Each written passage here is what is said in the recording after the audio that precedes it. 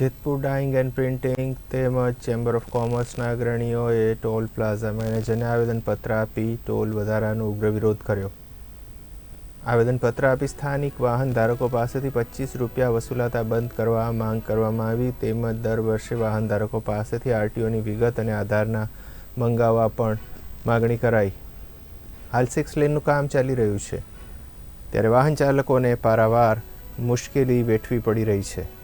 Pithadiya toll પ્લાઝામાં ભાવ વધારો જે ભારત સરકારના નેશનલ હાઈવે ઓથોરિટીની ગાઈડલાઇન્સનું ઉલ્લંઘન હોવાનું અરજદારોએ જણાવ્યું. જેતપુરથી રાજકોટ વચ્ચે 60 કિલોમીટર સુધીમાં 2 ટોલ પ્લાઝા જે નિયમોની વિરુદ્ધ છે. સત્વરે પીઠડિયા ટોલ પ્લાઝા નાબૂદ કરવાની પણ માગણી કરી છે. 24 કલાકમાં લોકલ ભાડું ઘટાડવા અલ્ટિમેટમ આપવામાં આવ્યું છે. સાથે માંગ નહીં સ્વીકારાય તો ઉગ્ર આંદોલન કરવાની ચીમકી ઉચ્ચારી છે.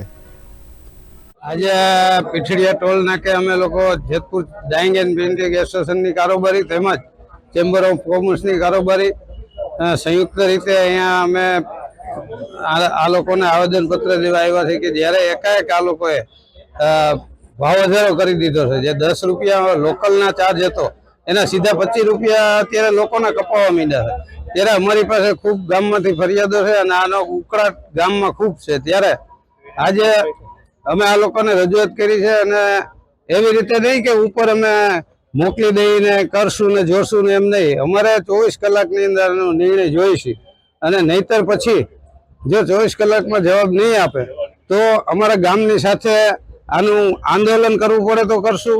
જે કંઈ કરવું પડશે એ અમે ગામને સાથે રાખીને બે સંસ્થા આનો યોગ્ય નિર્ણય થાય એના માટે અમે આંદોલન કરશું. આજે જેતપુર ચેમ્બર ઓફ કોમર્સ અને ડાઇંગ પ્રિન્ટિંગ એસોસિએશન જે લોકોમાં ઉગ્ર રજૂઆત હતી ટોલમાં જે ફેરફારો છે આના અનુસંધાનમાં તો આજે બંને સંસ્થાઓ પોતાનું નેતૃત્વમાં ટોલ નાકા જે અધિકારીઓ છે એમની સાથે પ્રાથમિક વાતચીત કરી આ ટોલ વહેલી તકે જે 10,25,000 કર્યા છે એ નાબૂદ થાય અને જે એરિયા વધારવામાં આવ્યા છે એ એરિયાના અનુસંધાનમાં જે પહેલા 20 કિલોમીટરનો એરિયા હતો એ અનુસંધાનમાં જ અને 10 રૂપિયાનો ટોલ રજૂ થાય એવી રજૂઆત કરી છે.